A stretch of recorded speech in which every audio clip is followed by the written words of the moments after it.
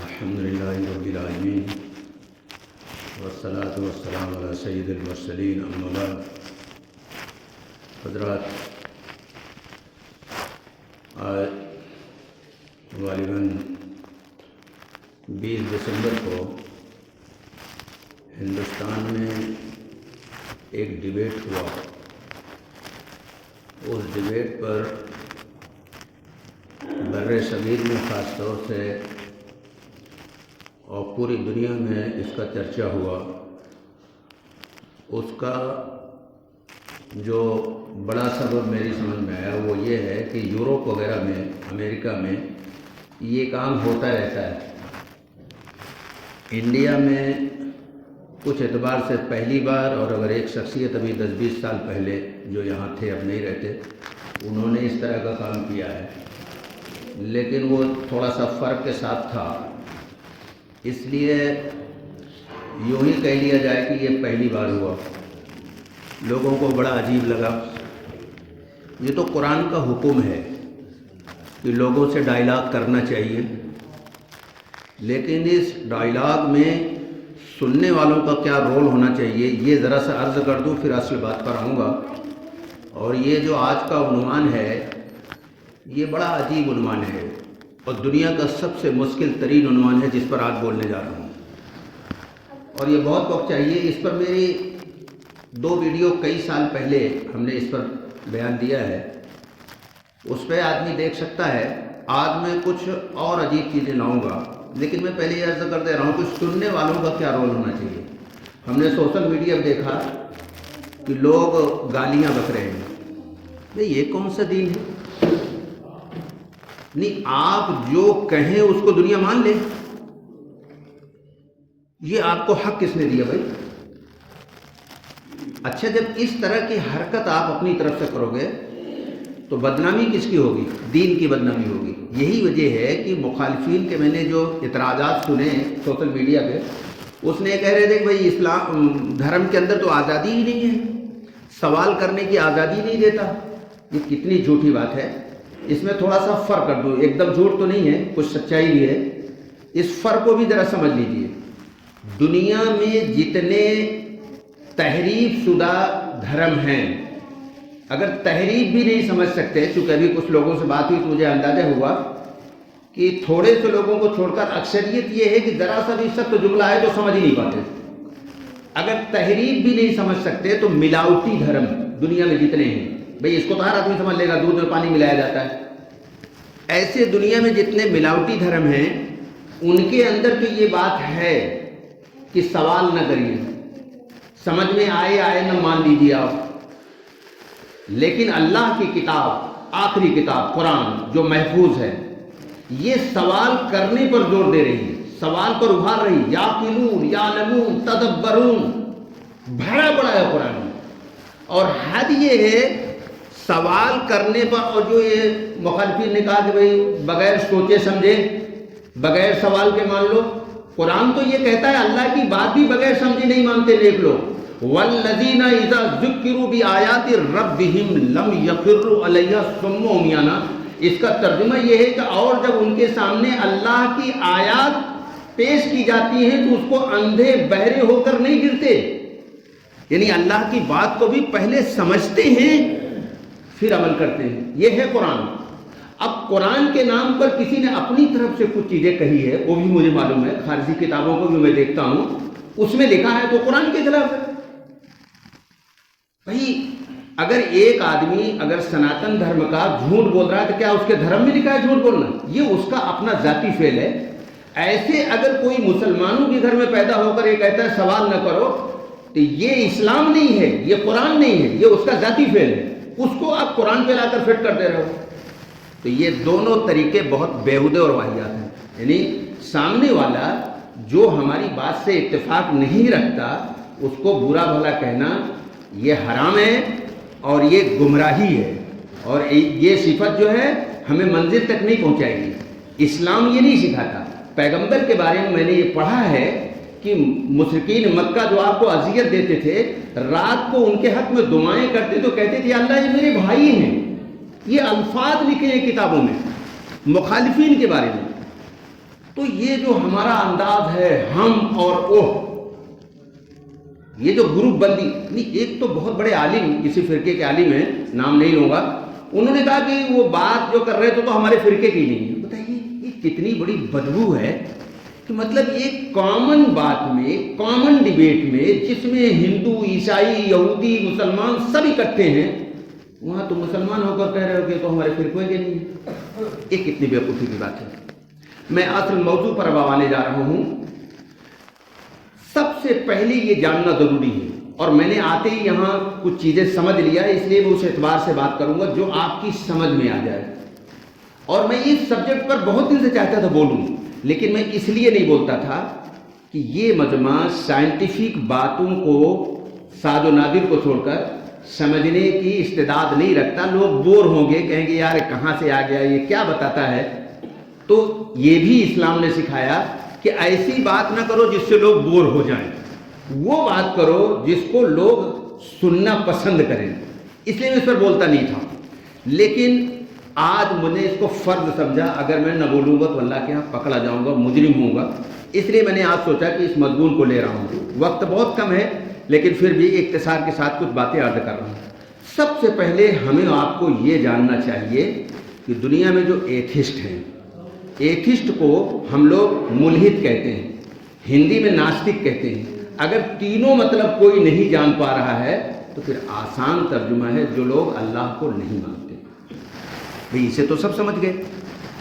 ان کا سب سے پہلا مقدمہ یہ ہے، تفصیل سے بات کرنے کا وقت نہیں ہے، اس لیے میں اختصار کے ساتھ کہوں گا کہ یہ جو کائنات ہے نا، جس میں 20 لاکھ سے زیادہ مخلوقات ہیں، اور سائنس نے جو اس پر ریسرچ کی ہے وہ تو 20 لاکھ سے بہت زیادہ ہوتے ہیں، میں اس میں نہیں ابھی جا رہا ہوں، موٹا موٹا آپ 20 لاکھ سمجھ لیجیے۔ تو وہ ہمارا جو ایتھسٹ ہے وہ یہ کہتا ہے کہ یہ اس پوری یونیورس میں، کائنات میں، کائنات اور دنیا میں فرق ہے۔ کائنات کے مقابلے میں آپ کی دنیا، یہ جو زمین ہے، یہ بہت چھوٹی ہے۔ ابھی تھوڑی دیر میں شاید سمجھ میں آ جائے گا، تفصیل آ جائے گی۔ تو ایتھسٹ یہ کہتا ہے کہ یہ جو پوری کائنات ہے، جو یونیورس ہے، اس کو کسی نے بنایا نہیں ہے، یہ آپ سے آپ بن گئی ہے۔ یہ ان کا مقدمہ، پہلے اس کو سمجھ لیجئے تبھی آگے کی بات سمجھ پائیں گے، ورنہ معلوم ہو کو سمجھ نہیں آیا۔ یہ ان کا مقدمہ ہے۔ ہم ادب سے، محبت سے یہ سوال کرتے ہیں کہ بھائی صاحب، آپ کا یہ دعویٰ ہے کہ یہ پوری کائنات آپ سے آپ بن گئی، اس کی اس دنیا میں کوئی ایک بھی مثال ہے؟ تو نہیں ہے، اور نہ قیامت تک اس کی کوئی مثال پیش کر سکتے ہیں۔ یعنی یونیورس کی لاکھوں چیز وہ کہتے ہیں آپ سے آپ بن گئی، یعنی ایک چیز کو وہ آپ سے آپ نہیں مانتے، پوری یونیورس میں لاکھوں چیزیں ہیں، وہ کہتے ہیں لاکھوں چیزیں آپ سے آپ بن گئی۔ یہ ان کا مقدمہ ہے۔ اب مذہبی لوگوں کو کیا مقدمہ ہے؟ جتنے مذاہب ہیں، چاہے وہ جیوز ہوں، کرسچین ہوں، سناتنی ہوں، مسلم ہوں یا ادر، مذہبی لوگوں کا دعویٰ یہ ہے کہ کائنات آپ سے آپ نہیں بنی ہے، اس کو کسی بنانے والے نے بنایا ہے۔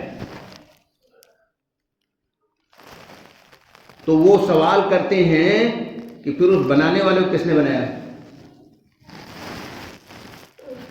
تو میں اسی کا جواب دوں گا، حالانکہ پہلے مجھے اس کا جواب دینا چاہیے کہ کائنات آپ سے آپ بنی جس کو مثال نہیں دے پا رہے ہیں۔ میں پہلے اس کا جواب دینے جا رہا ہوں کہ اس کو کس نے بنایا ہے۔ تو سوال یہ ہے، یہ ڈاکنز جو ان کا بہت بڑا تھنکر ہے ایتھسٹوں کا، اس نے یہ سوال اٹھایا۔ تو پھر ہم ان سے یہ کہتے ہیں کہ وہ جو کائنات کا بنانے والا ہے اس کو کس نے بنایا؟ تو پھر مان لیجئے تھوڑی دیر کے لیے یہ کہہ دیا جائے بھائی اس کو ایک اس سے بڑی کمپلیکیٹڈ ہستی ہے، اس نے بنایا، پھر اس کو کس نے بنایا، پھر اس کو کس نے بنایا، پھر اس کو کس نے بنایا۔ تو یہ تو ایسا اندھا کنواں ہے، یہ کبھی ختم ہی نہیں ہوگا، یہ سوال تو کبھی ختم ہی نہیں ہوگا۔ تو پھر اس کا حل کیا ہے؟ ان کے پاس تو اس کی مثال نہیں ہے، اس کا حل کیا ہے؟ میں اس کے 2 حل دینے جا رہا ہوں، اور الحمدللہ اتنا مضبوط یہ جواب ہے جو دینے جا رہا ہوں کہ اس کو سننے کے بعد کوئی اشکال باقی ہی نہیں رہتا۔ وہ الگ بات ہے کوئی 2 2 4 کو 5 کہنے پر آ جائے تو اس کا تو کوئی علاج نہیں ہے، لیکن جو سلیم الفطرت ہے وہ فوراً تسلیم کر لے گا۔ پہلی مثال اس کی یہ ہے کہ دنیا جو بنی ہے یہ میتھ سے بنی ہے، اور میتھ کی بنیاد ایک پر ہے۔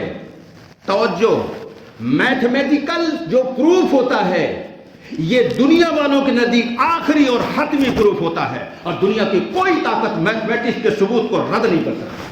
ہاں اگر وہ پاگل ہوگا تو وہ رد کر دے گا، جو آگرے میں یا رانچی میں اور دیگر پاگل خانوں میں رہتے ہیں، میں ان کی بات نہیں کر رہا ہوں۔ کوئی عقل والا آدمی اس کا انکار نہیں کر سکتا۔ تو میں میتھمیٹیکل ثبوت دینے جا رہا ہوں۔ دنیا پوری میتھ پر کھڑی ہے، اور میتھ کی بنیاد ایک پر ہے۔ اچھا، اب چونکہ میں نے شروع میں آتے ہی پوچھ لیا کہ مجمع کا ریئر کو چھوڑ کر جو عقلی لیبل ہے وہ بہت کم بتایا گیا، مجھے بتانے والا پڑھا لکھا آدمی ہے، اس لیے میں اب اس میں تھوڑی سی وضاحت کر دوں، نہیں سمجھ نہیں پائیں گے کہ میتھ میں کیسے دنیا کھڑی ہے۔ میں نے ایک جمعے کو اشارہ کیا تھا کہ 78% نائٹروجن ہے، 21% آکسیجن ہے۔ اگر اس تناسب کے ساتھ یہ نائٹروجن آکسیجن نہ ہو تو دنیا میں کوئی جاندار نہیں ہوگی، سب مر جائیں گے۔ اب مگر اس پر بولوں تو مجھے 1 گھنٹہ چاہیے، اس پر پوری میتھ ہے۔ اسی لیے دنیا کا بہت بڑا سائنٹسٹ جیمز جینس، جس نے دنیا کی بڑی مارکت العرا کتاب لکھا دا مسٹیریس یونیورس، اس کتاب میں اس نے کیا لکھا جانتے ہو؟ کہ کائنات کا بنانے والا میتھمیٹیکل مائنڈ رکھتا ہے، اردو میں کہیں گے ریاضیاتی ذہن رکھتا ہے، ہندی میں کہیں گے گڑتی بدھی رکھتا ہے، اور آسان ترجمہ یعنی اس کائنات کو جس طاقت نے، جس ہستی نے، جس خالق نے، جس کریٹر نے کریٹ کیا ہے وہ حساب کتاب کا بہت ماہر ہے۔ اس کو تو ان پڑھ بھی سمجھ لیں گے نا، اس لیے میں نے آج یہ سوچا ہے کہ میں وہ جملے لاؤں گا جس کو ہر ایک سمجھ لے۔ یہ کس نے لکھا بھائی؟ یہ دنیا کا ٹاپ کا سائنٹسٹ اپنی کتاب دا مسٹیریس یونیورس میں لکھتا ہے۔ اب سوال یہ ہے کہ یہ جو میتھ ہے اس کی بنیاد ایک ہے۔ آپ اس کی ایک مثال لے لیجئے کہ بھائی 2 کیا ہے؟ 1 کو 2 مرتبہ سوچا اس کا نام 2 ہے۔ 3 کیا ہے؟ 3 بار سوچا۔ 10 کیا ہے؟ 10 بار سوچا۔ 100 کیا ہے؟ 100 بار 1 کو سوچا۔ تو 1 سے پورا میتھ ہے۔ اچھا 1 کروڑ 0 1 کے پیچھے لگا دیا جائے، کوئی حیثیت نہیں ان کی، کچھ نہیں، نتھنگ۔ لیکن اگر ان کے بغل میں 1 کو رکھ دیا جائے تو کروڑوں خربوں اربوں ہو جائیں گے نا۔ تو معلوم یہ ہوا کہ میتھ کی بنیاد 1 ہے، اور 1 سے پہلے کچھ بھی نہیں۔ تو یونیورس کا کریٹر اللہ ہے، اللہ سے پہلے کچھ بھی نہیں۔ میں نے پریکٹیکل ثبوت دیا۔ ارے بات سمجھ میں آ رہی؟ نہیں آ رہی؟ آ رہی نا؟ میں نے ابھی ان کے مقدمے میں کہا تھا کہ ایتھسٹ یہ کہتے ہیں کہ یونیورس آپ سے آپ بنا، جس میں 20 لاکھ پیسز تو عام لوگ جانتے ہیں، سائنس اس سے آگے پہنچ گئی ہے۔ تو وہ یہ کہتے ہیں کہ یہ لاکھوں چیزیں آپ سے آپ بنی۔ ہم ان سے کہتے ہیں میرے بھائی، میرے محترم، میرے بڑے بھائی، آپ کوئی ایک مثال دنیا میں دیجئے تو آج تک نہیں دے پائے، نہ قیامت تک دے پائیں گے۔ ہم یہ کہتے ہیں کائنات کو ایک اللہ نے بنایا، اس کی ہم نے عملی مثال میتھمیٹیکل دے دیا۔ ہو گیا کہ نہیں؟ کلیئر ہو گیا؟ اب میں دوسری دلیل دینے جا رہا ہوں۔ اس دلیل کو بھی روئے زمین میں کوئی نہیں کاٹ سکا، بلکہ بہت بڑا فلسفر برٹرینڈ رسل، جس کی کتاب ہے ہیومن نالج، اس نے کہا کہ مذہبی لوگوں کی یہ دلیل 100% سائنٹیفک دلیل ہے، اور اس کے انکار کی کوئی گنجائش نہیں ہے۔ اب میں جو دلیل دینے جا رہا ہوں، اس دلیل کو دینے سے پہلے تھوڑا سا کچھ اور بتاؤں گا، تب سمجھ پاؤ گے۔ اگر کوئی آدمی پورے یونیورس کا سفر کر کے پورے یونیورس کا مشاہدہ کریں. استغفراللہ، یونیورس نہ کہہ کے کائنات. وہ میں اپنی رو میں بول جاتا ہوں، میں نے طے کیا تھا میں انگریزی کا الفاظ نہیں لاؤں گا، لیکن وہ ہے ذہن میں تو آ جاتا ہے. یہ جو کائنات ہے، اگر کوئی آدمی اس کائنات کا سفر کرے، کائنات میں آپ کی یہ زمین 0 پوائنٹ نہیں بچتی. کائنات تو بہت بڑی ہے، زمین آپ کی کوئی حیثیت نہیں رکھتی، اس کو ذہن میں رکھیے گا. اگر کوئی آدمی پوری کائنات کا سفر کرے اور سفر کے ذریعے پوری کائنات کا مشاہدہ کرے تو کیا پائے گا جانتے ہیں آپ؟ پوری کائنات ایک بے جان کائنات ہے. انگریزی میں کہیں گے لائف لیس یونیورس ہے. لائف لیس یونیورس، بے جان کائنات ہے. لیکن اس کائنات میں پائے گا کیا، وہ بھی شارٹ میں بتا دوں. یہ سب باتیں تو گھنٹوں چاہتی ہیں، لیکن میں شارٹ میں لا رہا ہوں. اس میں خلا ہے، اتھا خلا ہے، دہشت ناک تاریکی ہے جس کو بلیک ہول کہتے ہیں. اس کی تفصیل تو 1 گھنٹہ چاہتی ہے. خلا ہے، اتھا دہشت ناک تاریکی ہے، اور بڑی بڑی چٹانیں ہیں، اور آگ کے دہکتے ہوئے بڑے بڑے ایسے گولے ہیں. میں ایک دم دیہاتی میں کہہ رہا ہوں، میں اس کو بعد میں بتاؤں گا انگریزی میں کیا کہتے ہیں. آگ کے دہکتے ہوئے بڑے بڑے ایسے گولے ہیں کہ ایک ایک گولے اتنے بڑے ہیں کہ ہماری 1 ارب زمین ایک میں آ جائے. اس کو اسٹار یا تارا کہتے ہیں. یہ سب آگ کے دہکتے ہوئے گولے ہیں. ایک ایک گولے میں ہماری 1 ارب زمین آ جائے گی. زمین کی تو کوئی اوقاتیں نہیں بچی. اور وہ ہیں کتنے آگ کے گولے؟ سائنس یہ کہتی ہے سمندر کے کنارے جتنے ریت کے ذرے ہیں اتنے گلیکسیز میں اسٹار ہیں، جن کو میں آگ کا گولا کہہ رہا ہوں آپ کو سمجھنے کے لیے. معاف کیجئے، اس میں کچھ پروفیسر وغیرہ بیٹھے ہوئے، انٹلیکچوئل بیٹھے ہوئے، میں ان کے لیے یہ باتیں نہیں کہہ رہا ہوں، ورنہ وہ سوچیں گے یار یہ ہمارا مذاق اڑا رہا ہے. ہمیں یہاں معلوم ہوا، بتایا گیا کہ لوگ یہاں زیادہ تر وہ ہیں کہ جو سمجھ ہی نہیں پاتے آپ جو کہتے ہو. میں ان کی رعایت میں یہ چیزیں کہہ رہا ہوں، ورنہ ہم جانتے ہیں یہاں پڑھے لکھے لوگ بیٹھے ہوئے، الحمدللہ میں ان کا احترام کرتا ہوں. تو یہ جو ساری چیزیں میں نے گنوایا کہ یہاں جو ہے اتھا خلا ہے، دہشت ناک تاریکی ہے، پتھر کی بڑی بڑی چٹانیں ہیں، آگ کے دہتے ہوئے گولے ہیں. حیرت انگیز بات یہ ہے یہ سب جو ہے گردش کر رہے ہیں. اور سائنس یہ کہتی ہے کہ یہ جو گردش کی رفتار ہے ان کی، اگر 1 سیکنڈ کے کروڑواں حصہ بھی کم ہو جائے یا زیادہ ہو جائے پورا یونیورس ختم ہو جائے گا. یہ اربوں سال سے اسی ایک اسپیڈ پر چل رہے ہیں، اس سے نہ 1 دن کا کم ہو رہا ہے نہ زیادہ ہو رہا ہے. یہ بہت حیرت انگیز بات ہے. اب آگے بڑھنے جا رہا ہوں، مجھے تو چند جملے میں بات پوری کرنی ہے. میں نے پہلے طے کر لیا تھا 1 گھنٹوں کی بات ہے، مجھے چند جملے میں لانا ہے. تو اصل بات کی طرف اب آتا ہوں.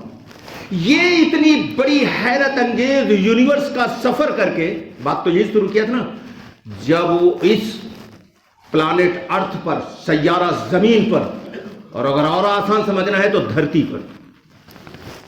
دھرتی تو سبھی جانتے ہیں نا، جب دھرتی پر پہنچتا ہے تو اس کو حیران کن استثناء نظر آتا ہے. استثناء کو انگریزی میں ایکسیپشن، ہندی میں اپواد کہتے ہیں. لیکن اگر یہ تینوں معنی کوئی نہیں سمجھ سکتا تو یوں سمجھیے کہ جو پوری دنیا میں ایک عام اصول ہے اس کے خلاف کوئی چیز نظر آوے اس کو ایکسیپشن کہتے ہیں. انگریزی میں کہیں گے exception that does not follow the rule. Exception عام قانون کی پابندی نہیں کرتا. تو یہ جو اتنی بڑی یونیورس میں صرف یہ زمین ایسی ہے جس کے اندر استثناء پایا جاتا ہے، ایکسیپشن. یہاں استثنائی طور پر پانی ہے، سبزہ ہے، حیوانات ہیں، زندگی ہے، عقل و فہم کا پیکر انسان ہے.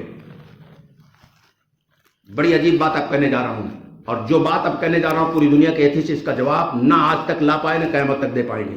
جواب اس کو کہتے ہیں. یہ جو حیرت ناک تمام چیزیں بتا رہا ہوں، یہاں استثنائی طور پر زمین پر وہ تمام موافق حیات چیزیں موجود ہیں جس کو انگریزی میں لائف سپورٹ سسٹم کہتے ہیں، ہندی میں جیون رکشک پرنالی کہتے ہیں. اگر یہ تینوں معنی سمجھ میں آئے تو یہ سمجھ لیجئے کہ دنیا میں جاندار کو رہنے کے لیے جو چیزوں کی ضرورت ہے وہ اللہ نے سب رکھا ہے، اسی کو انگریزی میں لائف سپورٹ سسٹم کہتے ہیں۔ میں نے ایک جمعے میں یہاں جب ڈیزائن پر بات کر رہا تھا ایک آیت کی تشریح میں، تو میں نے یہ بتایا تھا کہ یہ حیرت انگیز ڈیزائن میں ایک چیز بھی ڈس بیلنس ہو جائے تو دنیا ختم ہو جائے۔ جیسے میں نے کہا تھا آکسیجن اگر 2 منٹ کے لیے اللہ اٹھا لے تو پوری دنیا ختم ہو جائے گی، یہ میں نے پروف دیا تھا۔ اب اسی اعتبار سے میں یہ بتانے جا رہا ہوں کہ یہ جو استثنائی طور پر پورے یونیورس میں صرف اس زمین پر لائف سپورٹ سسٹم ہے، پھر مکمل یہاں تہذیب موجود ہے۔